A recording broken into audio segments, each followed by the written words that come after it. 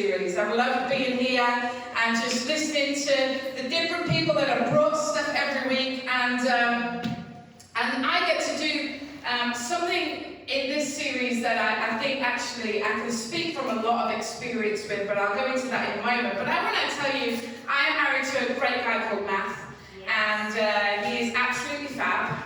And there are some differences between Matt and I, right? And if you go to the same school as him and he's your maths teacher, you are not allowed to comment on this when you're in your maths lesson, okay? But there is some differences between Matt and I where it comes to what we hope for, okay? And I'm not talking about what we hope for in life, because if there was major differences in that, we'd be having a bit of a problem, wouldn't we? But like things like birthdays, or, you know, Mother's Day or Father's Day, okay? This is the thing. I love the anticipation of it. Matt hates the anticipation of it. So when it's coming up to near Christmas or near my birthday, Matt will go, Joe, do me an Amazon list. And there's part of me that thinks, like, where has the romance gone? It's like 20 years the cut-off point. And, you know, where's the romance gone? Because, like he used to know what I wanted. Like, he was brilliant. He was absolutely fantastic. So my first birthday, I was ever married to him, got me a really nice coffee machine. He knew what I wanted. Like, he was aware. And he's like, Joe, do me an Amazon list. Then you'll get exactly what you want. And so, you know. And I am the type of person that I love surprises, and Matt hates them. Okay? So I know for his birthday, I know exactly what he wants. Okay? And I know I'm not meant to deviate from that. I know exactly, he will tell me exactly what he wants to do on the day, and we will do exactly what he says. Okay? And then I have this tendency of I don't always tell him what I want, thinking he's going to come up with something amazing. And you see, that the problem with both of our kind of ways that we look at this is, like, when I deviate from what he wants, he has a bit of an issue with it. Okay? And it'd be like, why have you brought me that and what I asked for? Because that goes over budget. And if there's one thing, if you know my husband, you'll know you should never go over budget. I have learned that I can smile sweetly and get away with it. Alright? And so sometimes, you know, I'll divert, usually in the form of a gift. Okay, and I'll get him what he wanted, but then I'll sneak something in. Or the way that we do it these days is we say it's off the kids. Okay, so the kids bought you that because there's something I wanted to buy for him. Okay, and sometimes he can get a big cross if I blow the budget and do something like that. And similarly, okay, when I kind of don't give him an idea of what I want and he doesn't come up with what I want, and he should know what I want because we've been married for 22 years, I can be a bit disappointed. Okay, with the way that things have gone, or what we've done, or what we haven't done, or what he didn't buy, or, you know, all of that kind of stuff. Where hope is concerned, it's actually a really personal journey. It's a really personal thing, and we can all come at it from different ways. And so when you come at hope from a different way, you then kind of deal with the outcome in a different way as well. And I'm going to talk to us from a verse in Proverbs, chapter 13. Proverbs is the book of the Bible. If you want to get some wisdom, read Proverbs. There are 31 chapters in Proverbs. And so if you read a chapter a day, okay, in the longest month of the year, you've read the whole book of Proverbs. How good is that? Okay, you can read Proverbs every month of the year just by reading one chapter a day. And, or maybe, you know, if it's 30 days, you've got to read 2 on the last day, whatever. But it says this in Proverbs 13, verse 12, it says this in the voice: hope postponed grieves the heart, but when a dream comes true, life is full and sweet.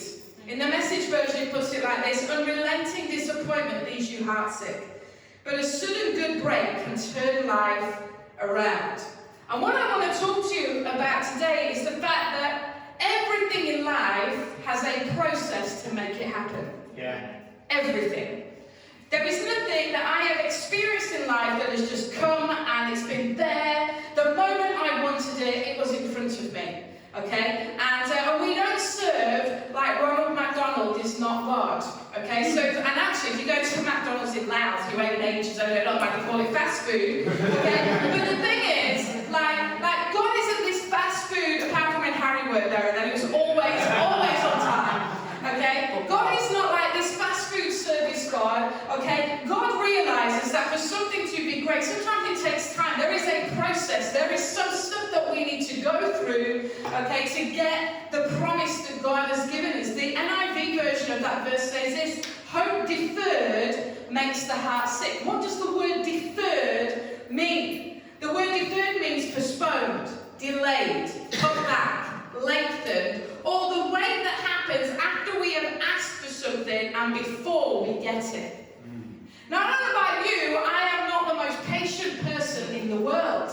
Okay, so when I decide I want to do something, it's pretty much I want to do it there and then, and let's get on with it, and let's get going with it. Okay, I'm not very good at waiting for stuff, but one thing I've learned in my life, especially in my journey of faith, is that usually there is a process, and usually what happens in that process is that God does stuff in me, so that what I get at the end of the process, I can handle. Because usually at the beginning of the process, I can't handle what it is God has said He's going to do in me, or through me, or for me. And what we do in those times of waiting, let me tell you this, will often shape how long the wait is and how we do in the middle of it. Yeah. Because sometimes God's waiting for us to get with the program and allow certain things to happen in us so He can do then what only He can do. And a lot of the time, how we handle the wait will depend how long the wait is. And I really want to encourage you today, if you're in the middle of the way, I've waited a long time for certain things in my life, okay, and I'm at a place now where for some of those things I'm going, thank you God for what you did on the journey. The journey to me has become more important than the destination. The journey to getting those things have become more important than actually getting the things that God promised me. You know, there are things that God looks at in us in the process that He wants to work on in us, so that when we get to the end of this journey and God gives us that thing that we have longed for, that we have yearned for, that we have talked to Him about, that we have dreamt of, when we get there, we can handle what we've got. Because there's no point God giving us stuff when we can't handle it, because we're just going to make a bit of a mess of it. And what I want to do this afternoon is I want to look at 3 things that happens in the wait. 3 things that I believe God looks at and God challenges us with as we wait. And these are the 3 things that I have found. Okay, so this is part of my personal journey when I've been waiting on God. I remember when I was 14 years old, I really felt the call of God on my life, and I knew that I was going to be a youth pastor, be a leader. I knew that that was the call of God on my life, and I was 14 years old. I was still in school. Okay, I had to finish school. I had to do all of that, and I finally went to Bible college when I was 19 years old. So there was a wait of 5 years, and then I trained, and then I finally came to Louth and got the post as youth and kids pastor back in the day. But there was a long journey between God first telling me that and me getting it. I can remember when I was journeying and desperate to have a child, okay, God took me on a 13-year journey, okay, which involved actually a divorce, getting remarried, and then fertility treatment, and then adoption. So it all kind of happened. I went through all of it, okay, in that 13-year journey to get what I asked God for time and time again. But there are some things that God looks at when we're in the middle of the wait, and I want to share 3 things with you today. So if you're in the middle of the wait, get ready, because God will look at these 3 things in all of us while we're waiting on some stuff. And the first thing is that God looks at our behaviour. He looks at our conduct. He looks how we are with Him. He looks how we are with other people. He looks how we treat one another, how we conduct ourselves. And this will have an impact on the process of our hopes become a reality. Okay, there's a guy in the Bible, and we're going to look at him quite a bit this afternoon, and his name's Joseph. You may have heard Joseph and the Amazing Technicolor Dreamcoat. I was in that play when it first came out back in the day. That is how old I am. And I was in the choir because they wouldn't give me a speaking part, so I sang the loudest that I could sing in the choir. You heard me more than any other person on that stage. And so, like, you know, I'm there with Joseph. He wore his coat. I'm there. Okay. And so I love this story in the Bible. And but Joseph was a guy that had a dream. He had a hope. He had something that God showed him, and he shared it with those around him, and that set the ball rolling for a process of the next 13 years of his life where it didn't all go his way. And what happened was his brothers fight sometimes, but neither one of them have tried selling the other one. Do you not get any ideas? Yes. Okay. We do like you, brother. And so, like, you know, it's one of those things where you know, they sold him into slavery, so he gets taken by this guy called Potiphar, went to Potiphar's house. He did really well in Potiphar's house. He rose to the top of all the servants, and he was well loved, well liked. Then he was falsely accused, and because of that false accusation, he ended up in prison. He sits in prison for a few years. Somebody comes to him with a dream. He interprets the guy's dream, and he said, when you get out of here, remember me to the king. And they go, yeah, of course we will. Then they forget him, okay? And then all of a sudden, when the king's got a dilemma, they remember him because they need something from him. Joseph goes to the king, interprets the dreams. This is a really quick recap for all of us, okay? And then he gets to the point where he actually begins to see his dream become reality. Yeah. And at any one of those stages, I think I might have given up. I think I might have gone and just given up. He was abandoned, he was sold, he was falsely accused, he was thrown in prison, he was forgotten about again. I think I might have given up. Is the dream really worth it? Is the hope really worth it? Okay, but actually he believed in something that God had told him. And in everything, his conduct was brilliant. In everything, he behaved like somebody who had a dream from God. God and those around will watch our conduct, our behaviour, and make a call on how far we can go based on that. I know my leaders did that when I was training in Bible college. They made a call on where I was at and how far they were prepared to go with me. 1 Timothy 4:12 says this, don't let anyone belittle you because you're young. Instead, show the faithful, young and old, an example of how to live. Set the standard for how to talk, act, love, and be faithful and pure. Do you know what? Every generation needs to set the example to another one on how to live well. Yeah. It's not just about an older generation teaching a younger generation. I learned so much from our youth. It's about every generation teaching one another. Do you know what? In the middle of your way, this is how you are to behave. Just because it's not all happening for you right now doesn't mean God's forgotten about you. It just means He's taking you on the process. You're on the process of something coming to happen. Do you know when those people come into church and they find faith for the first time, there is a sense that they will first of all belong. We're told then they'll believe and then they'll change their behaviour. But if you've known Jesus for a long time, let's go on the behaviour track, because sometimes this can set us back. Yeah. Sometimes this can be the thing, or it has been in my life, sometimes this can be the thing that stops us getting the thing that we know in God is ours. God looks in the middle of everything going on. God looks at how we conduct our lives. It's important to Him. There is a standard that He has. You see, your conduct will open doors that your gifting never will. We always pretend that it's all about how gifted we are and how good we are at something, but actually, your gifting is not the most important part of the journey. Your character and behaviour is. Yeah. Because your conduct will open doors. I know people that do stuff, and I don't think they're the most gifted person in the room, but I do think they live the best. Conduct makes way for you.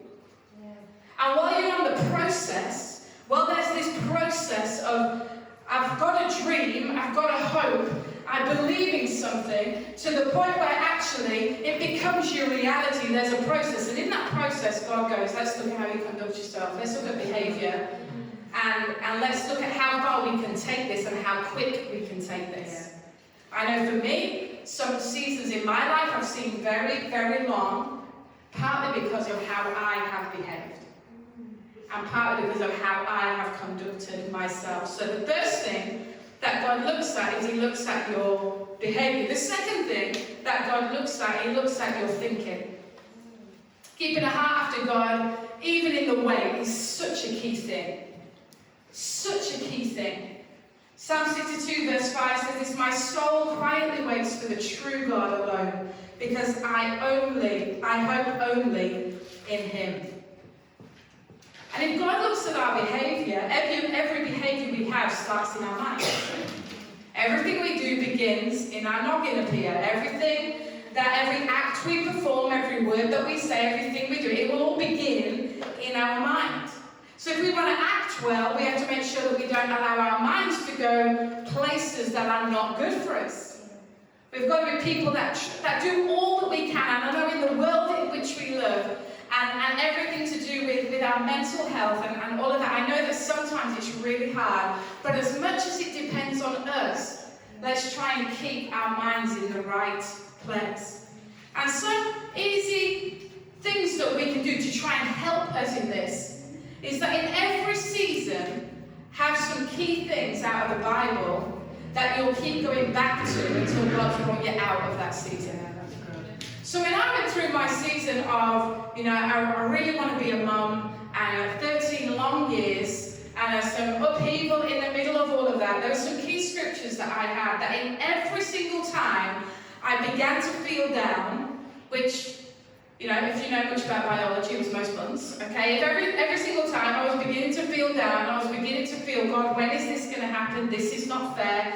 They've got what they want. Why have I not got what I want? I don't know if you can relate to any of that in any circumstances that you are. I would go to these scriptures. Isaiah 54 and verse 1 says this, sing barren woman, you who never bore a child, burst into song, shout for joy, you who never labor, because more are the children of the desolate woman than of her who has a husband, says the Lord. So this is what God said, Joe, in the middle of your weight, in the middle of the tough stuff, begin to praise. Because actually when you begin to praise, you can't begin to complain at the same time. Yeah. So actually you can't praise and complain and praise and moan. And even praise and kind of, even where it seemed justified, because I was going through it. You can't do both at the same time. You've got to make a choice. Yeah, that's good. And sometimes I needed to get my head out of the dark place it was going into. And one of the ways I did that was I would have these scriptures, I would have them planted all over the place. I would have them in books that I was reading. So I'd open the book and there would be a piece of paper in there being used as a bookmark, and that scripture would be on it, and it would remind me. So I didn't always wait until I got into that down place. I had this thing around me all the time. Verse 13 says this, all your children will be taught by the Lord, and great will be their peace. It's become such a key verse in my life. It's something that I pray all the time, and especially in that season. Verse 17 says this, no weapon forged against you will prevail, and you will refute every tongue that accuses you. And I just want to really encourage you to say, these are things that legitimately got me through 13 years of waiting on something from God. Job 1:22, this was a tough one for me. When God showed me this verse, this was because I was in a bit of a moaning season. I was in a bit of I think everybody I knew was having kids, and I was in a bit of a season where I was like, it's not fair. There was one person in my world who looked me in the eye when we were doing this journey, Matt and I, and they said, Joe, doesn't matter what happens, I will never be telling you I'm having a baby. You can all guess what happened. That person sat with me and I said, would you like a coffee? And they went, no. And I went, oh, that's been a telltale sign. She said, Joe, I can't believe I'm telling you this. And I can remember, like, God, it's not fair, it's not fair, it's not fair. And this is what Job 1 verse 22 said. This is when everything was going wrong for Job. In all this, Job did not sin by blaming God with wrongdoing. God says, what are you going to do, Joe? Are you going to blame me, or are you going to get on the process that I've got for you? Actually, your thinking matters. Yeah. How you think about other people who may be getting the thing that you say you want. How you think about God in the middle of the wait is really, really important. And these verses always straightened my thinking out and brought me back to a place of hope and faith in the process that God was taking me through. Because the Bible also says that what God starts, He finishes. Yeah. And so we've got to realize that if God starts a dream, He's going to bring a dream to reality. And so we've got to know this afternoon that in the middle of our hope journey, even if sometimes it feels deferred, it feels lengthened, it feels delayed, and all of those kind of things, okay, we've got to realize today that actually sometimes there's a process in which God looks at our conduct and He looks at our thinking. During the middle of the process, I had to keep my mind in a right place and allow others to speak into my season. I can remember when I went through my marriage breakdown, I had two friends One friend was called Judith, and Judith was great. So if I was in a really, really foul mood and not enjoying the journey, I would phone Judith, right? And Judith would be like, right, you find him, and I'll pick him. Like she was one of those people. Like she's like, you hold him down, Joe. I'll just, I'll give him that. And then I had another friend, Ali, and I would phone Ali, and she would be like, no, we are not having this. It is not worth it. He is not worth it. You are more than. And she would just launch into this thing, and she would just tell me who I am. Now, depending on how I felt, depending which friend I phoned. But I got to the point where I knew which friend I had to phone if I wanted to move past. And actually, God gave me what He promised He would give me. Yeah. Sometimes you've got to do the process well. From the start of the dream to the realization of the dream. So our conduct matters, our thinking matters, and then the last thing, our attitude matters. This is the one for me. Okay? My conduct, I'm quite a black and white person. I like right and wrong, and I like to be on the right side of right and wrong. I don't like doing stuff that's wrong. So actually my behaviour, I didn't always find too challenging. My mind I found a bit more challenging, but this was the one. Man alive, I'm a Yorkshire lass. I could have more attitude than any one of you in this room.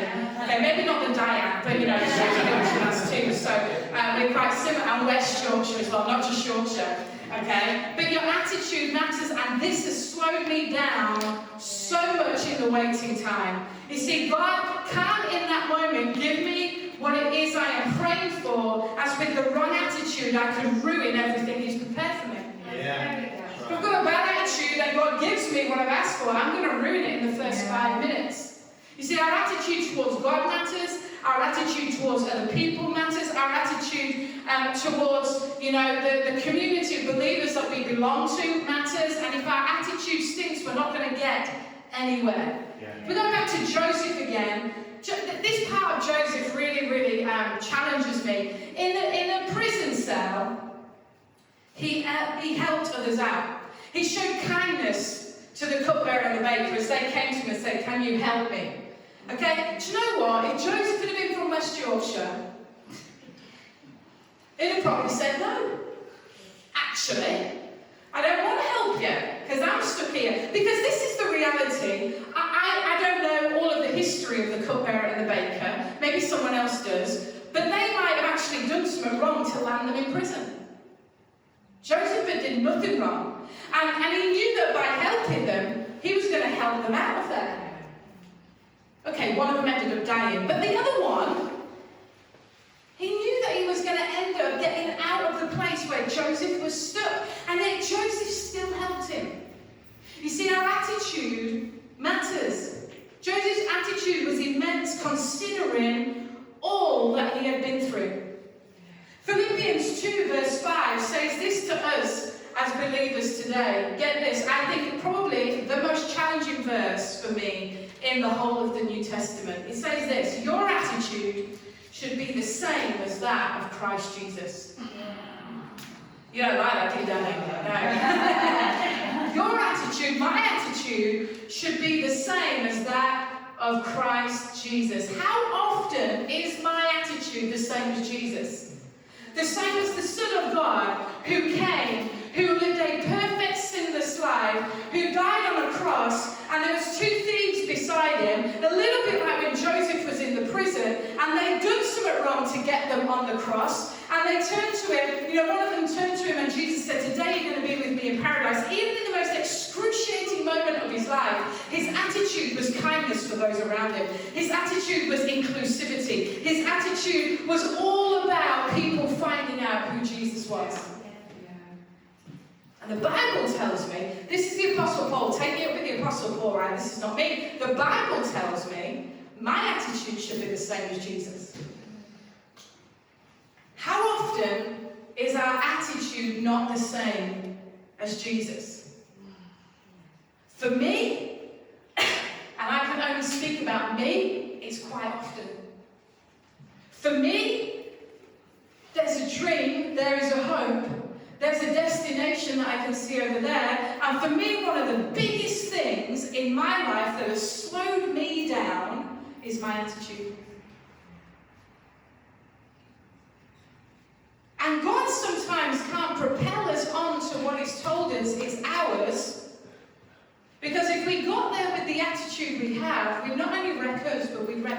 around us. Yeah, absolutely, yeah. And God's constantly wanting us to work on this. Joyce Meyer said it like this: individuals need to be willing to face truth about their attitudes, behaviours, even what they want out of life. But there's a quote by Winston Churchill, which I absolutely love, and it says this: attitude is a little thing that makes a big difference. Attitude is a little thing that makes a big difference. In the waiting, in the time between I've got a dream and I'm living in the dream, in the process, attitude is a little thing that is going to make a huge amount of difference. Whatever age we are, we all struggle with this. Every one of us. I don't know anyone on the planet who at some point or another doesn't struggle with a bad attitude. I got out of the wrong side of the bed, so I'm a bit grumpy. What I want to happen hasn't happened. This weekend is like our Mother's Day weekend. We were going to have our Mother's Day yesterday, and I came down with a flu bug on Thursday night, which totally and utterly annihilated anything we were going to do, because I've been in bed most of the weekend. Attitude matters. And we don't always get it right, do we, all the time? I don't anyway. Maybe you do, and if you can give me the key to how you do that, you can become very rich. But this is one thing I know as a leader, is I notice attitude before anything else. I look at attitude before I look at gifting. And anyone that's done any of our lead program or worked with me on leadership for a long time will know that.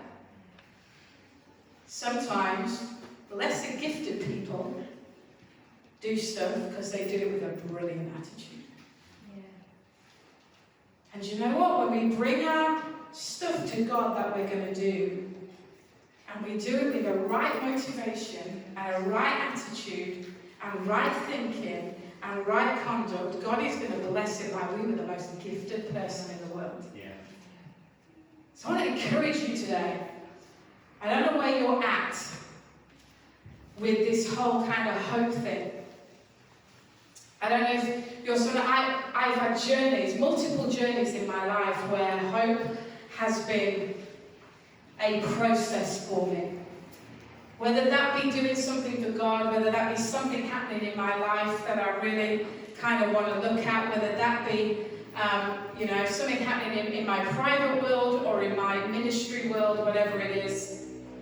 I want to encourage you today, if you are on the process of this, if you're on the process of a journey of faith, if you're on the process of, I believe something is going to happen, and you're chomping at the bit to get to when it does happen, three things that God is going to constantly come and look at.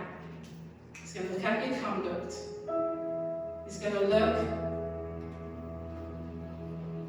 at your thinking and how that is going. Because the first place the enemy will aim for is your mind. Because if he can get your mind, he can get your actions. And God will come and challenge our attitude. He'll come and challenge. How's your attitude to those around you? How's your attitude towards your family? How's your attitude within the community of believers that you're a part of? How is all of that going? And for me, sometimes that's been the hardest journey. Sometimes been the toughest thing. Because I've been in one church for 29 years. And the hard thing with that is everybody knew who I was when I first came. They've watched me go through journey after journey. And sometimes that works to my advantage when I've done well. And other times when I haven't, I've had people say, but I know what you were like when you came to our church. And that's 29 years ago, people.